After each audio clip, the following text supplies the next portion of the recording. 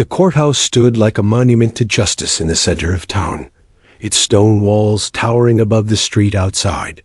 People who passed through its doors often felt small, diminished by the weight of history and the authority it represented. That morning, the building seemed even more imposing, as if it knew the gravity of what was about to unfold inside its walls. Inside the courtroom, the air was thick with anticipation. Wooden benches creaked beneath the weight of anxious observers. The smell of polished oak and faint traces of paper dust hung in the air, mixed with the nervous energy of everyone present. At the front of the room, the judge sat high above the crowd, his expression unreadable as he sorted through documents, occasionally glancing toward the lawyers, who whispered hurriedly with their assistants. At the center of it all sat a woman clutching the hand of her 3-year-old daughter. The little girl, tiny in stature, but wide-eyed in curiosity, swung her legs back and forth, her shiny shoes tapping lightly against the bench. She didn't understand the significance of where she was, or why so many serious faces turned in her direction. She only knew that her mother's hand held hers tightly, squeezing every few moments as if to reassure herself as much as her child. The trial had dragged on for weeks. Each day brought a new wave of testimony, each more uncertain than the last. Witnesses faltered, memories blurred, and evidence was debated to exhaustion. The case had centered on a late-night break-in that left the community shaken and fearful. Everyone wanted justice, but justice seemed out of reach. Too many questions lingered, and the answers provided only seemed to complicate matters further. The jury, 12 ordinary citizens, had listened intently for days. Now their patience was thinning. They shifted uncomfortably in their seats, their faces etched with fatigue. Some wondered privately if the case would ever end. The little girl was not supposed to be a star witness. In fact, most thought she would not speak at all. How could someone so young carry the weight of testimony? How could a toddler, barely old enough to string sentences together, help unravel a mystery that had baffled adults? Yet her name had been called, and here she was, dressed neatly in a pale dress, her small frame dwarfed by the high ceiling and echoing chamber. The child's presence cast a spell over the room. Every eye followed her movements, every sound she made amplified by the silence that accompanied her. She tugged at her dress, twirled a strand of hair, and blinked innocently at the crowd of strangers staring her way. To her, it must have felt like a strange performance, though no one clapped or smiled. Instead, rows of solemn faces watched with expectation, their lives briefly tethered to the words of a 3-year-old. The mother's expression betrayed her nerves. She had been told repeatedly that her daughter didn't have to speak if she couldn't. The court would not pressure a child so young.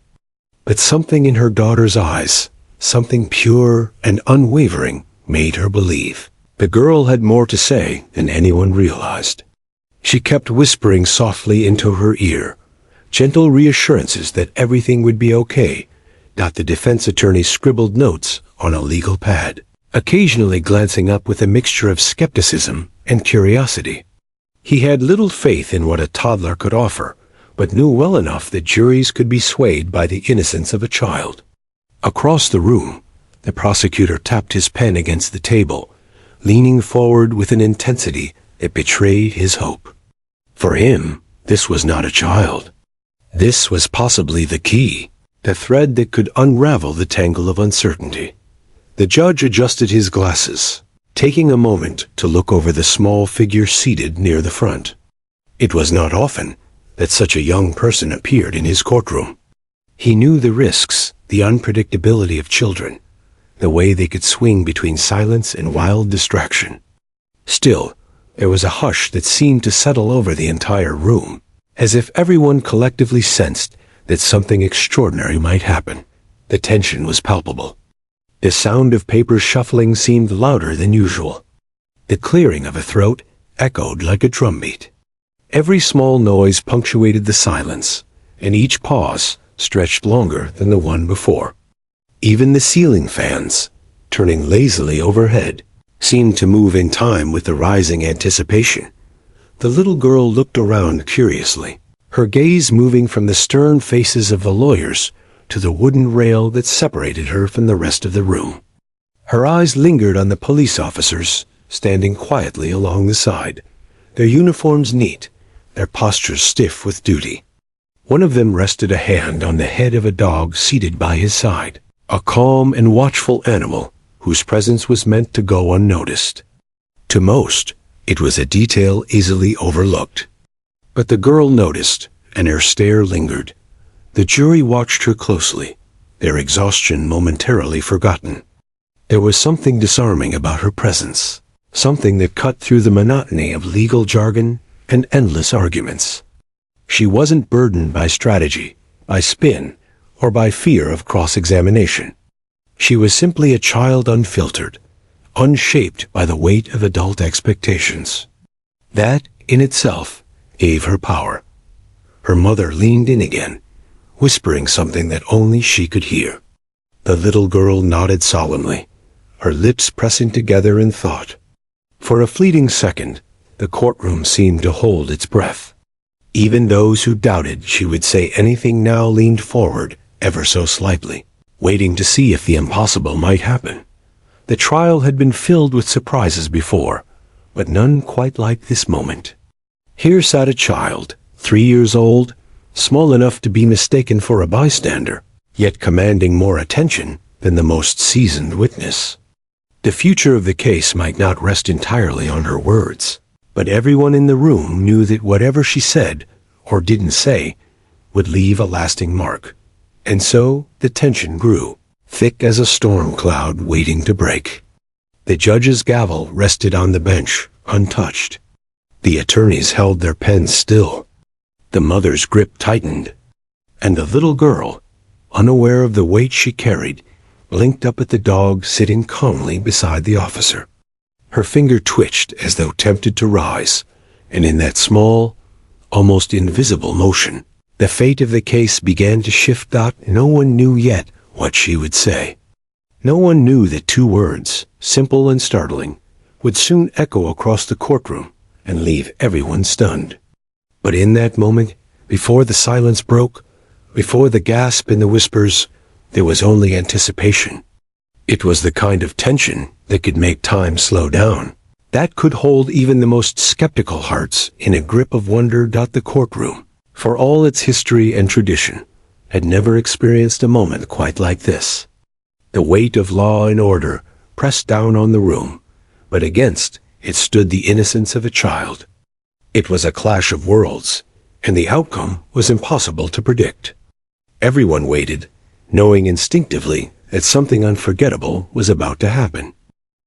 The case at the heart of the trial had gripped the community for months. What began as whispers of a mysterious break-in soon became the lead story in every newspaper, on every radio broadcast, and across every dinner table in town. It wasn't just the crime itself that rattled people. It was the sense that safety, something they had taken for granted, could vanish in a single night. The break-in had occurred in a quiet neighborhood where doors were often left unlocked, where children played freely in yards, and where neighbors greeted one another with trust. That trust was shattered on a night when a masked figure slipped silently into a home while its family slept. A lamp was knocked over, a door creaked open, and shadows danced across the walls before the intruder fled into the night, leaving behind nothing but fear and confusion. The little girl had been there, asleep in her bed. Her mother recalled waking to faint noises, only to find her child standing in the hallway, clutching a stuffed animal, wide-eyed with something she couldn't yet describe. By the time police arrived, the figure was gone, and the only evidence left was a trail of muddy footprints and the distant sound of barking. In the weeks that followed, detectives worked tirelessly. Leads were pursued and discarded. Witnesses came forward, but their recollections were muddled by darkness, distance, and fear. One neighbor thought they saw someone in a hoodie. Another swore they heard the sound of heavy boots. Yet when pressed for details, no one could agree. The pieces of the puzzle refused to fit. The police dog, trained to track scent, had picked up a trail that night, pulling its handler through alleys and across vacant lots. For a time, it seemed the animal would lead them straight to the suspect.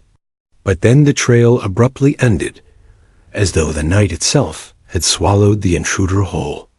The handler recalled the dog's restlessness, the way it circled a patch of ground, whining, before finally falling still.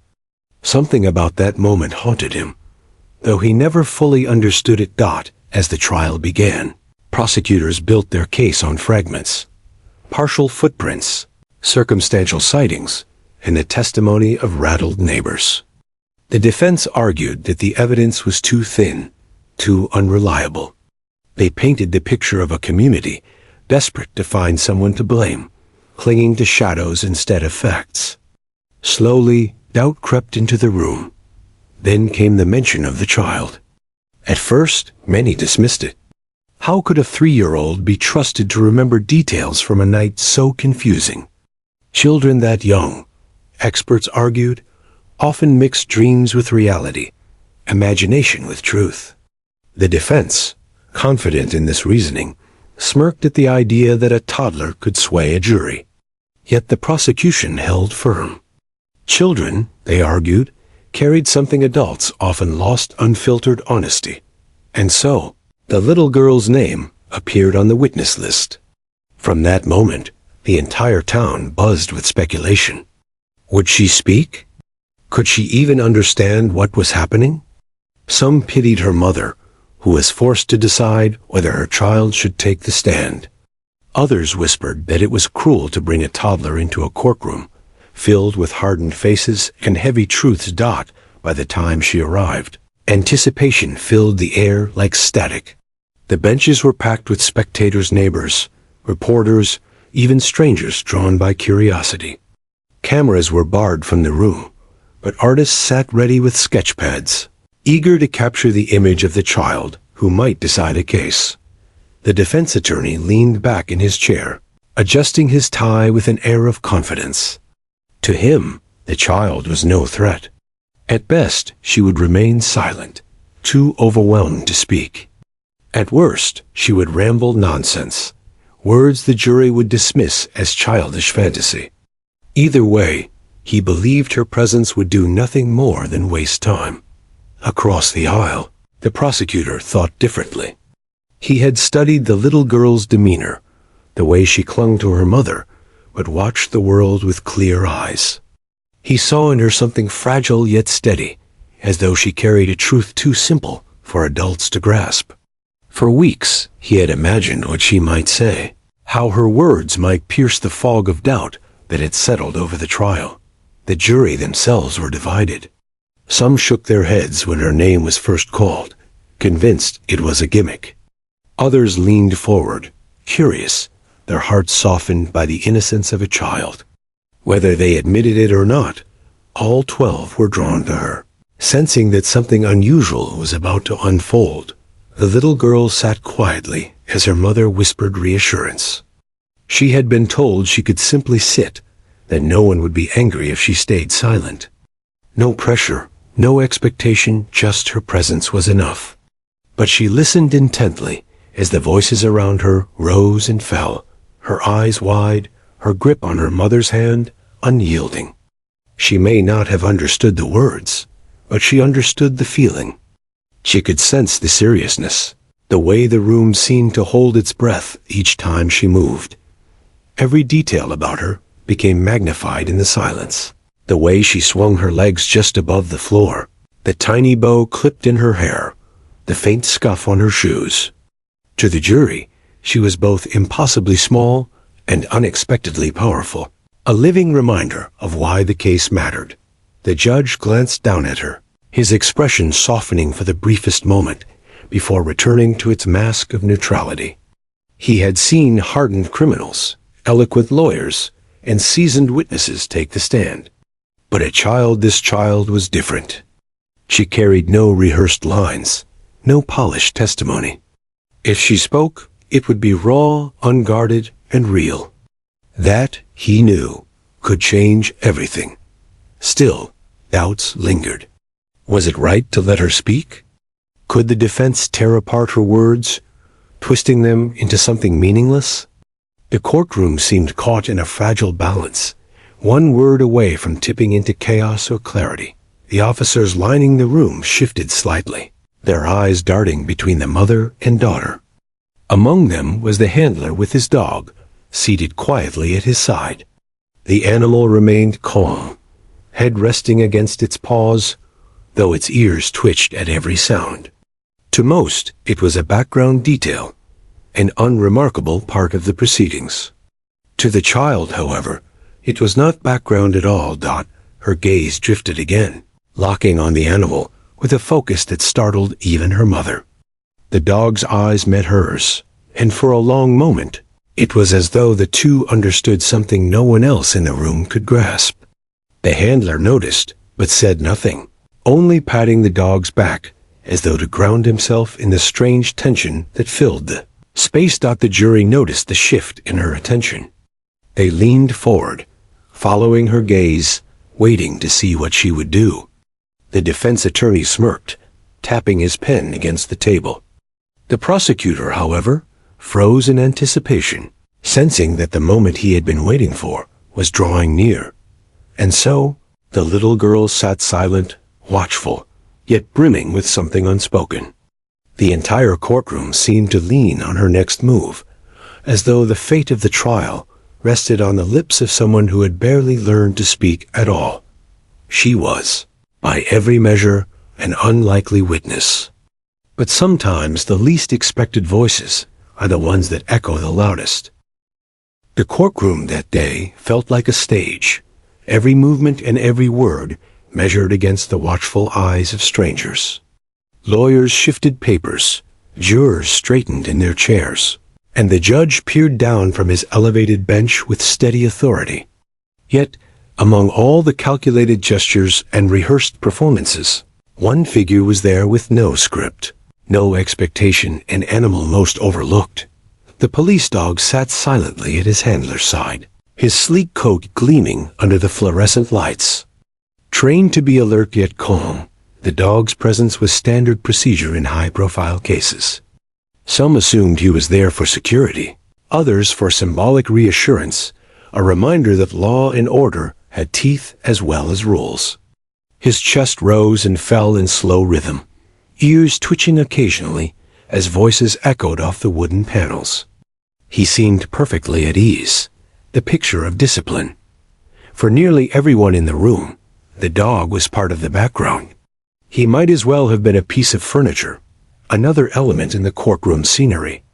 The defense attorney barely spared him a glance, too busy sharpening his arguments. The prosecutor noted him only in passing, his mind occupied by witness statements and cross-examinations.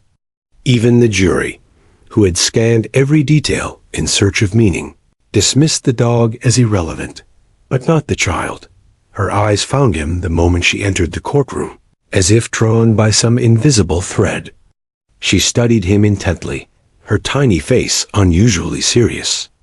Unlike the strangers filling the room, the dog didn't frighten her. If anything, his calm presence seemed to soothe her in a space that felt overwhelming. Her gaze lingered, curious, unblinking. Where adults saw routine, she saw something different, something worth noticing. The handler, a tall officer with broad shoulders, stood rigid, his hand resting gently on the dog's collar. He had served alongside the animal for years, trusting its instincts in dangerous situations. Yet now, as the little girl's eyes locked onto his partner, he shifted slightly, unsure why her attention felt so intense. He told himself it was nothing, that children often gravitated toward animals.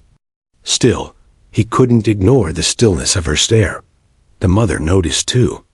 She bent down, whispering softly to her daughter, perhaps to redirect her attention, or to ease whatever thought had taken root in the child's mind. But the girl didn't look away.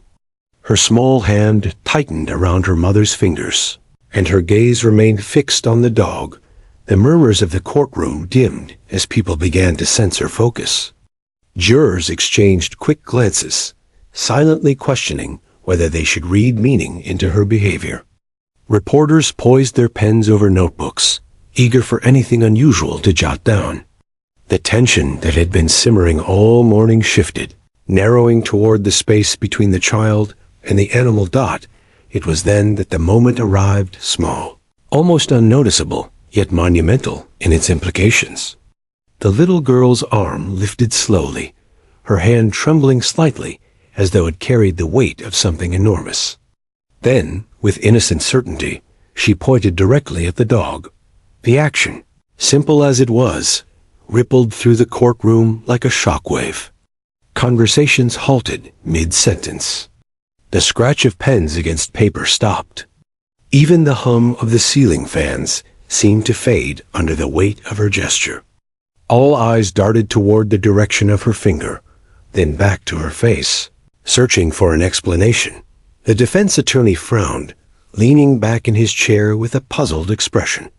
He glanced at the prosecutor, as if to say, "What is this supposed to mean?"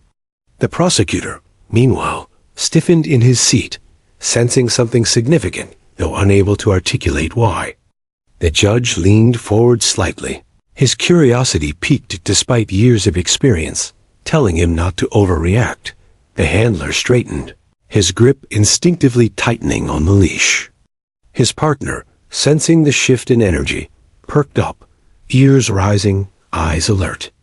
For the first time all morning, the dog seemed to acknowledge the weight of the moment, mirroring the room's tension in his quiet readiness. The child remained unmoved by the stir she had caused.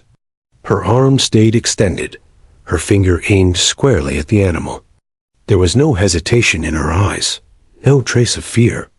She didn't glance at the judge, the attorneys, or the jury. To her, none of them mattered in that instant. She had seen something, or sensed something, and she was determined to reveal it the only way she knew how. The silence grew unbearable. It pressed against every chest, quickened every heartbeat. The mother tried to lower her daughter's hand gently, whispering her name, but the girl pulled back stubbornly, keeping her finger fixed. Her tiny voice had yet to break the air, but already her gesture had said more than many witnesses before her. Jurors leaned forward in unison, their skepticism momentarily replaced with wonder. Reporters scribbled furiously, sketching the scene in words that would later ripple through the community. Spectators in the back rows craned their necks, whispering theories. Why the dog? What could she possibly mean? Was this mere childish fascination, or something far deeper? The judge tapped his gavel lightly, calling for order, though the room had not erupted into chaos.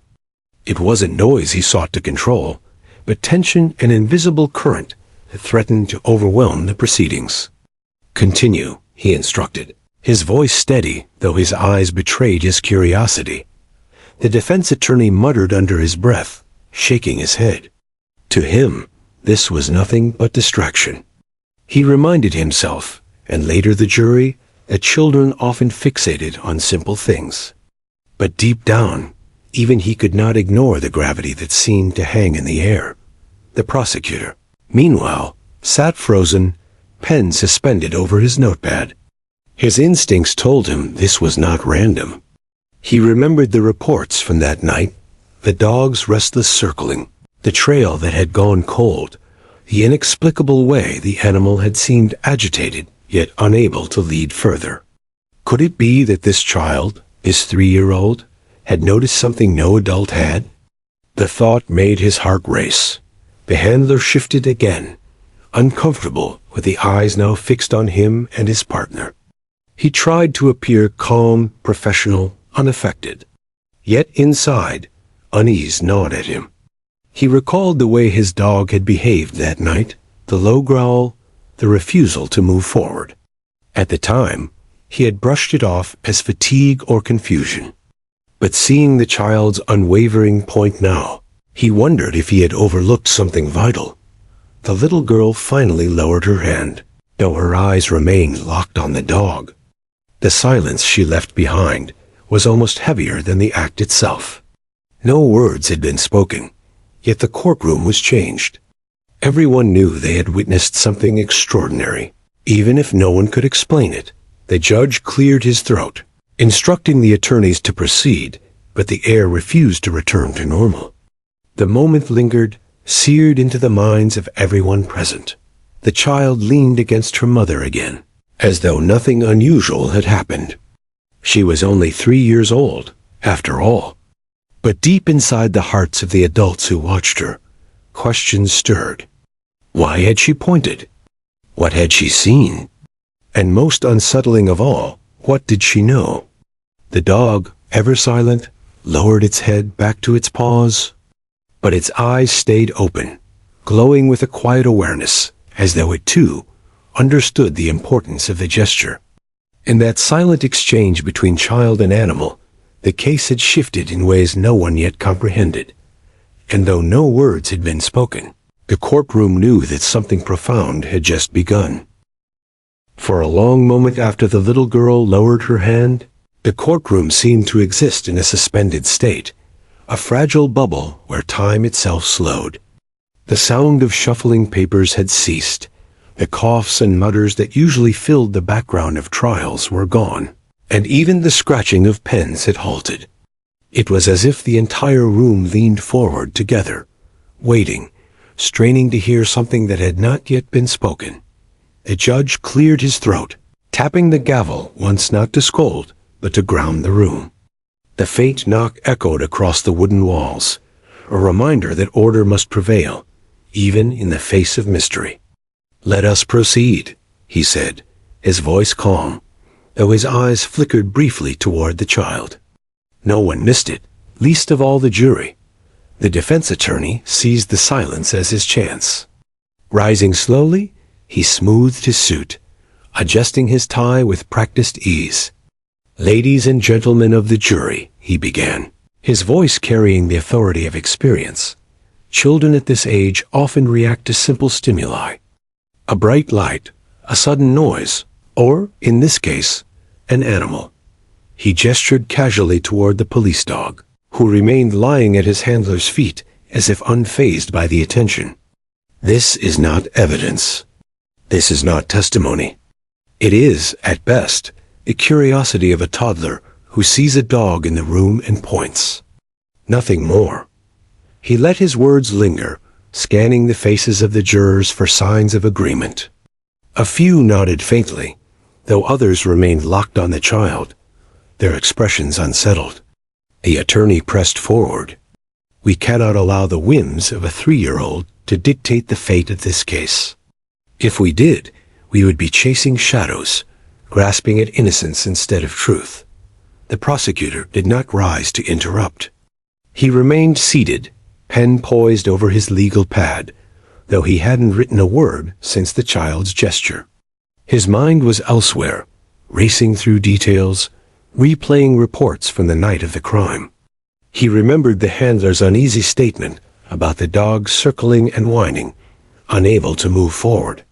He remembered how the trail had gone cold at the very moment when answers had seemed within reach.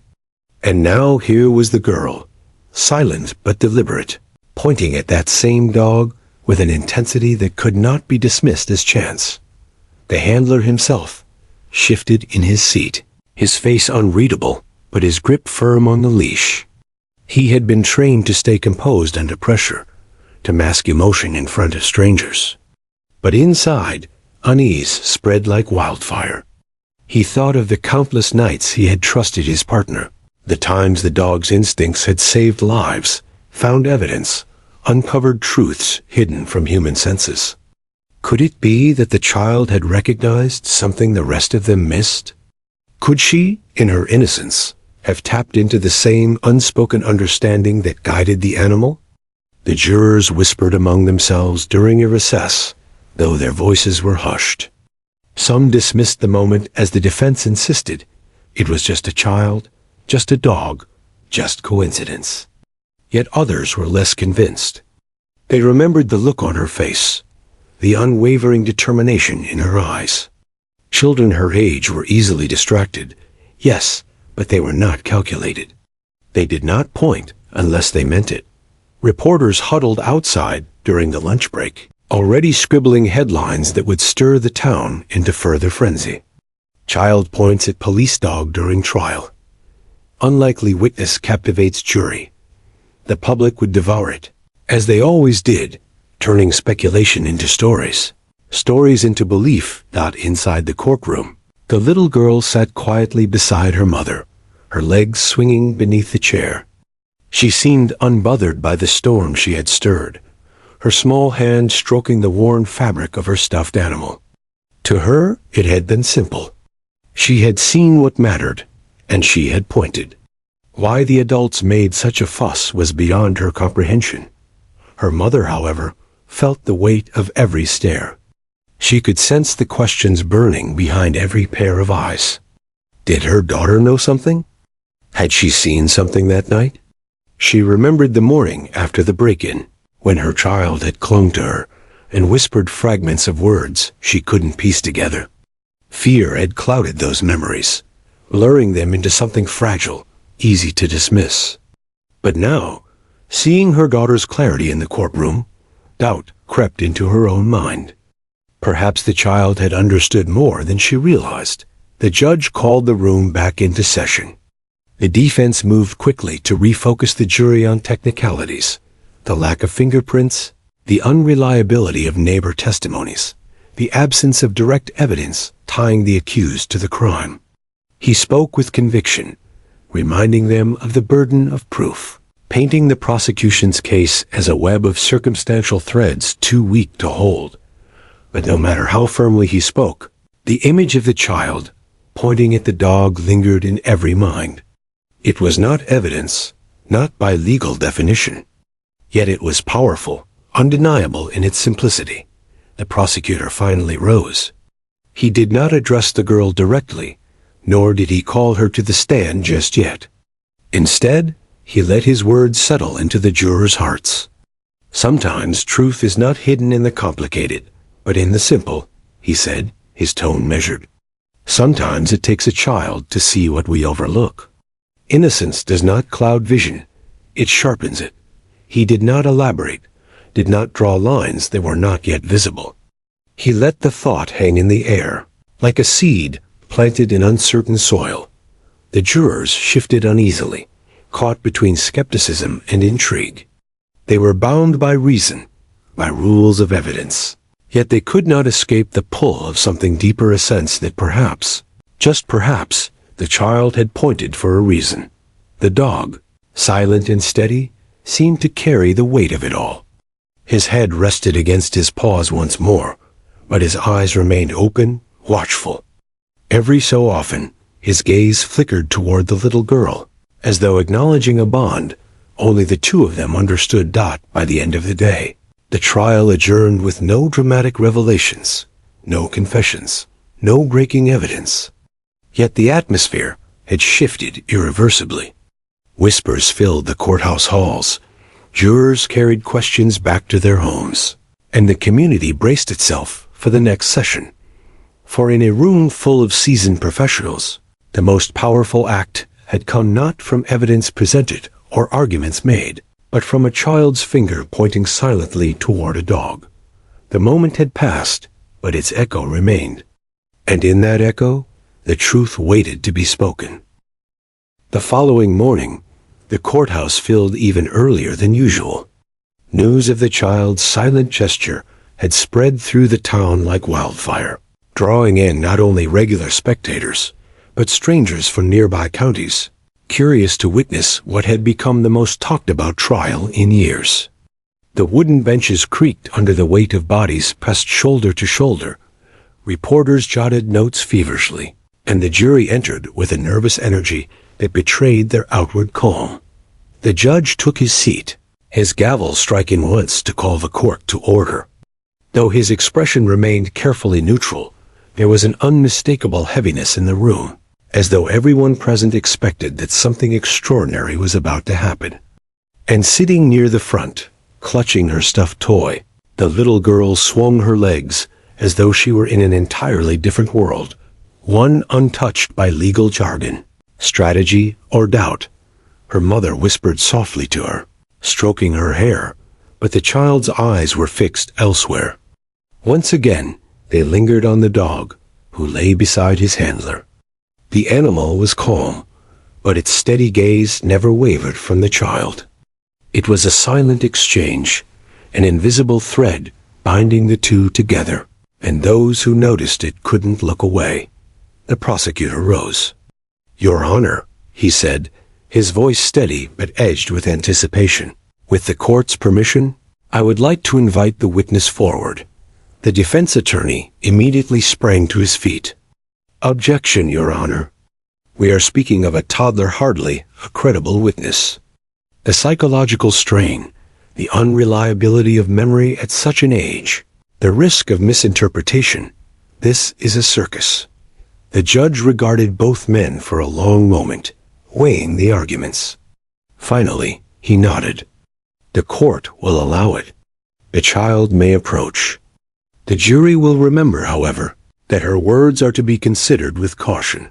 Gasps and murmurs rippled across the gallery. Reporters scribbled faster.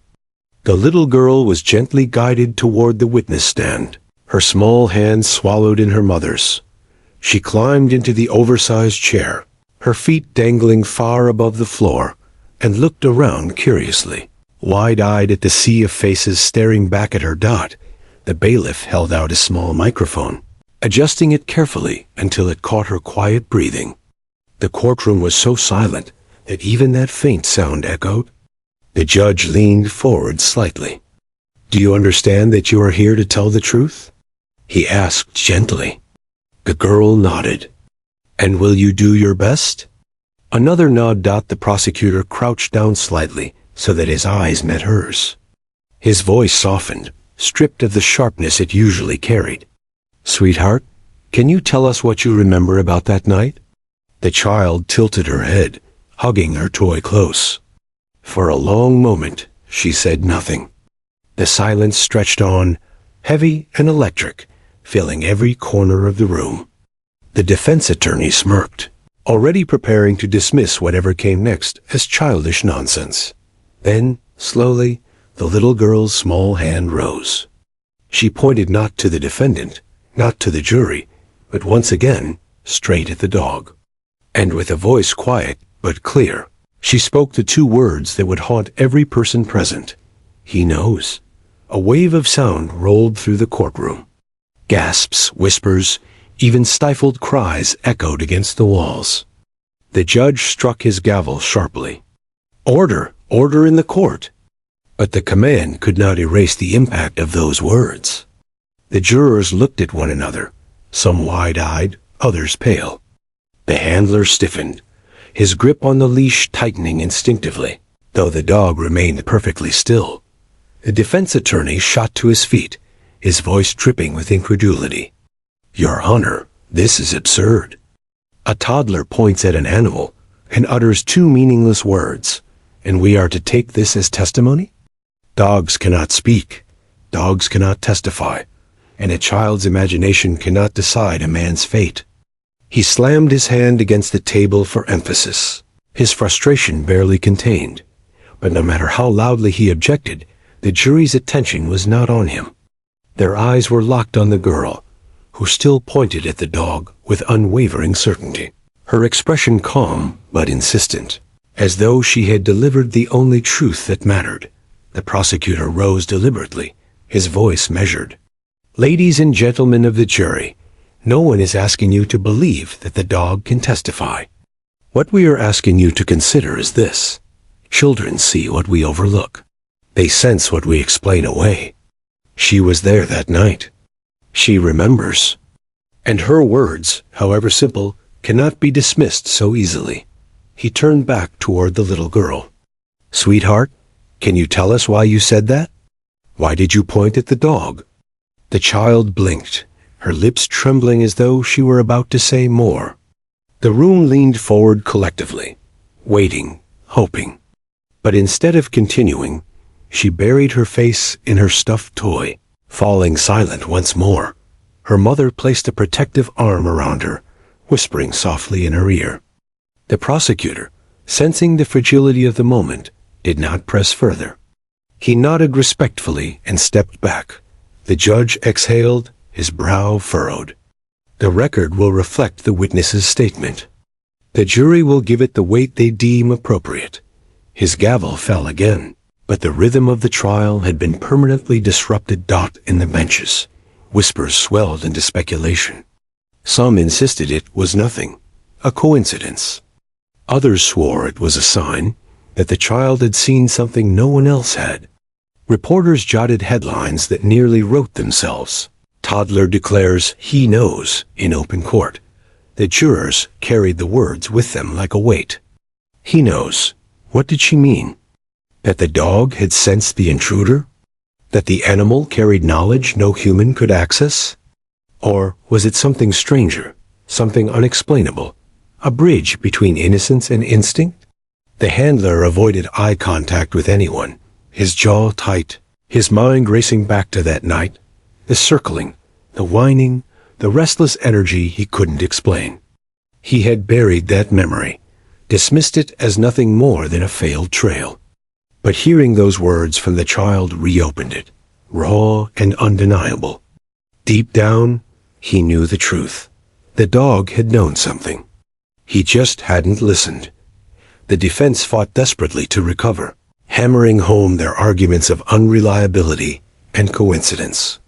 Yet no matter how carefully they spoke, no matter how rational their points, they could not erase the echo of those two simple words. By the time the session adjourned, the jurors filed out in silence, their expressions grave. The little girl was carried away in her mother's arms, her head resting against her shoulder, as though she had already forgotten the storm she'd caused. But the courtroom had not forgotten Dot, and as the doors closed behind her, the words lingered in the air like a ghost no one could banish. He knows. 2 words. 2 syllables. And a truth no one could yet explain. The words "he knows" had been spoken, and yet their echo refused to fade. Long after the little girl had been escorted from the witness stand, the courtroom buzzed with a low hum that even the judge's repeated strikes of the gavel could not silence. People shifted in their seats, whispered under their breath, and cast uneasy glances toward the police dog lying calmly at his handler's feet. For a creature that made no sound, the dog commanded the attention of every soul in the room. His stillness only added to the unease. He did not fidget, did not bark, did not break eye contact with the child, even after she left the chamber. The handler tightened his grip on the leash, as though he too felt the weight of eyes pressing down on them both. The defense attorney wasted no time. He stood swiftly, his tone sharp with controlled outrage. "Your Honor, I move that the child's statement be stricken from the record. What we witnessed was not testimony, but a child's imagination running wild. Dogs do not know. They do not speak. They do not testify." He gestured dramatically toward the jury. This spectacle cannot be allowed to poison the minds of 12 reasonable citizens. But his words lacked the force they once carried. Where earlier he commanded attention, now he fought to reclaim it. The jurors were distracted, their gazes lingering not on him, but on the empty witness stand, as though still seeing the child's small figure, pointing with unshakable conviction. The prosecutor rose slowly, deliberately. His voice, softer but steadier, cut through the defense's performance like a scalpel. "Your Honor, no one here is suggesting the dog can speak. What we are suggesting is that a child who was present the night of the crime has linked that animal to her memory. Whether we understand it or not, she saw something. She recognized something. And that cannot be dismissed so easily." The judge leaned back, his expression unreadable. He tapped his gavel once more. The record will reflect the statement. The jury is instructed to weigh it with appropriate caution. We will proceed. But appropriate caution did little to settle the restless energy now coursing through the room. The jurors were not immune to the weight of the moment. Inside their minds, thoughts battled fiercely. Some clung to logic. Children misremember. Children imagine. Children say what they cannot possibly understand. Yet others felt a gnawing doubt. The child's words had not been playful or confused. They had been certain. 2 syllables, spoken with clarity, pointing to something the adults had overlooked. The handler sat stiff in his chair, sweat gathering at his temple, despite the coolness of the courtroom. He remembered that night vividly, the sharp pull of the leash, the way the dog had circled and whined, refusing to move forward. He had written it off as exhaustion, a dead end, an incomplete trail. But hearing those words from the child, he knows reopened every doubt he had buried. What had his partner tried to tell him that night? What had he failed to see? Reporters filled the hallway during recess, their typewriters clicking furiously, pens scratching across paper as headlines practically wrote themselves. Toddler shocks court with mysterious claim. 3-year-old points at police dog. He knows. By evening, every diner, barbershop, and living room in town would buzz with speculation. Some would laugh it off as childish nonsense. Others would whisper that children had a way of seeing things adults could not. And by the time the next day dawned, the case would no longer be confined to the courtroom. It would belong to the entire community. Back inside, the defense attorney doubled down. He pounded the table with every word, hammering home logic, reason, and law. We cannot let superstition or sentiment dictate justice, he insisted. The accused is on trial, not a dog. This is not a storybook. This is real life, and real life demands evidence, not fairy tales. But his voice carried a tinge of desperation. He knew that once an image lodged itself in the jury's mind, no amount of rhetoric could erase it. And the image of a child pointing at a dog and declaring, "He knows," was seared into memory. The prosecutor, by contrast, remained calm, almost subdued. He knew better than to fan the flames too wildly. The power of the moment spoke for itself. His strategy was simple. Let the jurors sit with their unease, let them wrestle with the doubt, and trust that the truth would press heavier on them than the defense's rationalizations dot as the day wore on. The trial proceeded with testimony from neighbors, forensic experts, and police officers. Yet nothing seemed to hold the same weight. Each witness faded quickly, their words overshadowed by the echo of the child's voice. Even as experts presented charts and photographs, jurors stole glances at the dog, who lay steady and watchful, as if keeping secrets they could never uncover. When the court adjourned, the crowd spilled into the streets, chattering with restless energy. Some claimed the child had revealed the truth. Others insisted it was nonsense. A few whispered darker theories, that perhaps the dog had been closer to the crime than anyone admitted. The case that once revolved around footprints and shadows now revolved around the uncanny certainty of a 3-year-old. That night, in the quiet of their deliberation room, the jurors spoke in hushed tones. One older man shook his head firmly. "It's a child. Nothing more. We can't hang a verdict on baby talk." But a woman across the table disagreed. "You didn't see her eyes. That wasn't baby talk. That was truth." The room divided into factions, reason battling instinct, skepticism against belief. In his quarters, the judge rubbed his temples, weary from the weight of it all. He had presided over dozens of trials, some more brutal than this, yet none had felt so unpredictable. Law dealt in evidence, not symbols, not cryptic words from children. And yet, the moment would not leave him either. As for the handler, he could not sleep that night. His partner, the loyal dog who had stood by his side through countless nights, lay at his feet, breathing softly.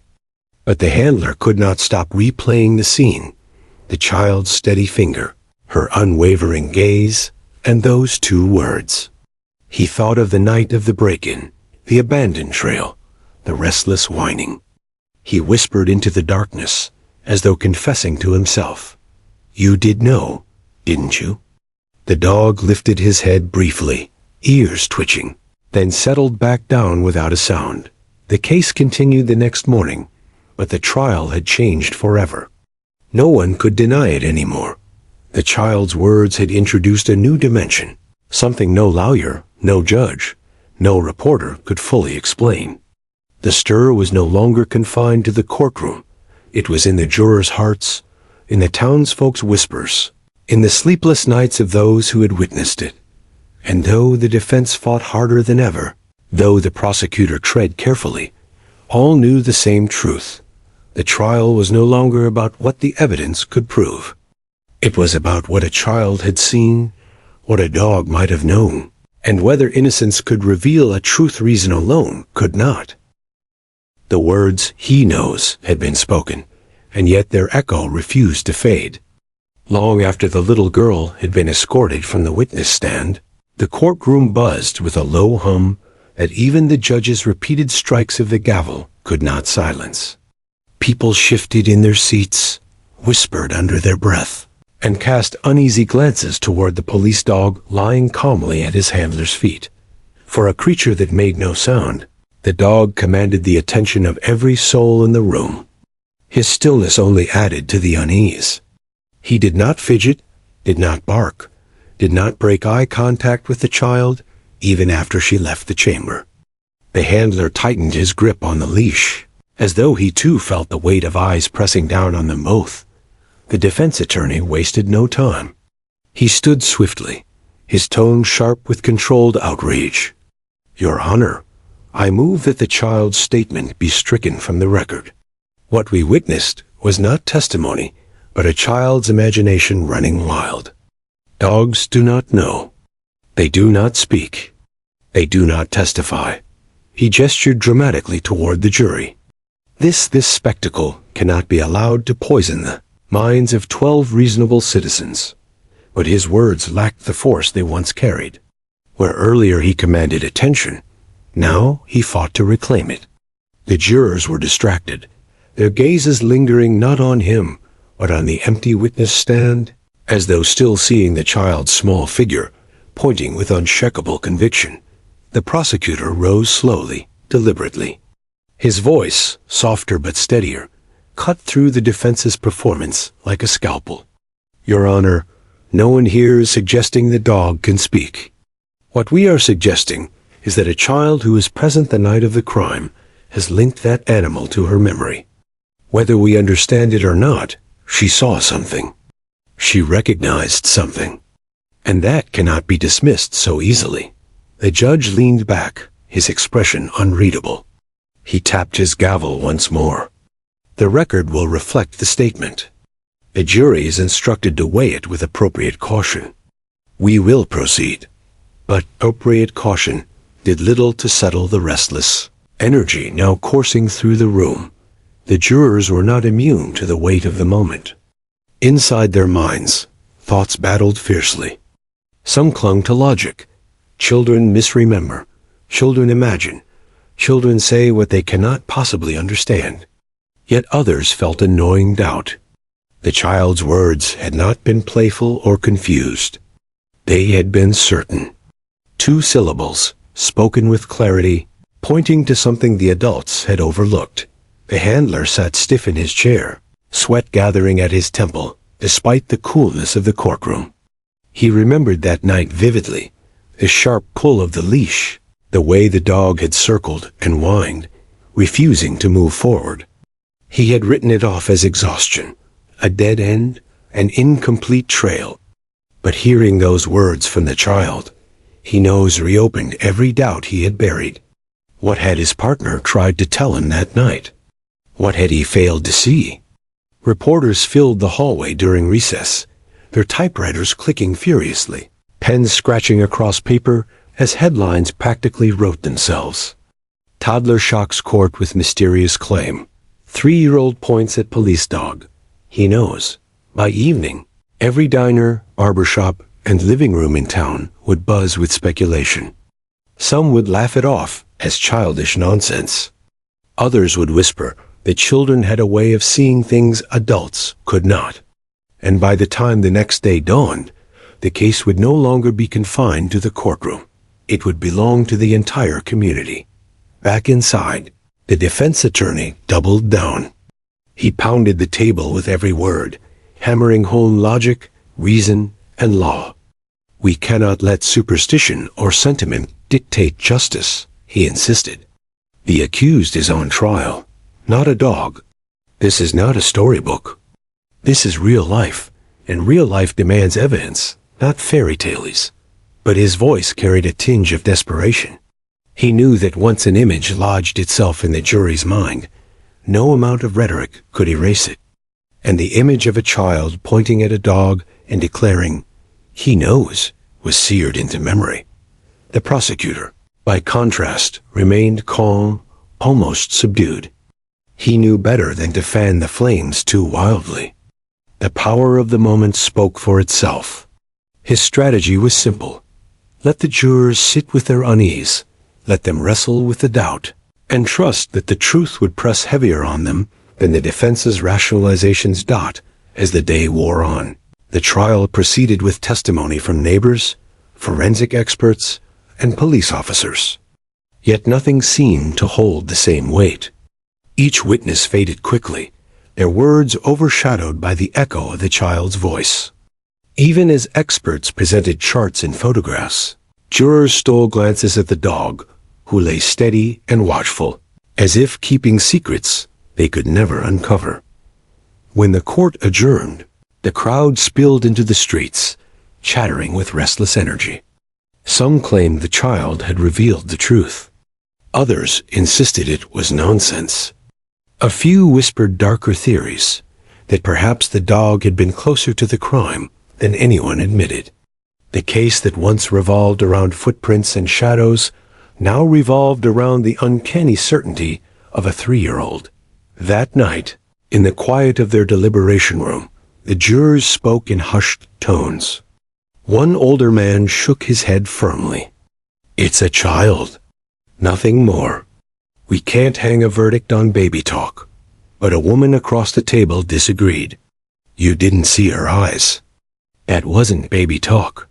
That was truth."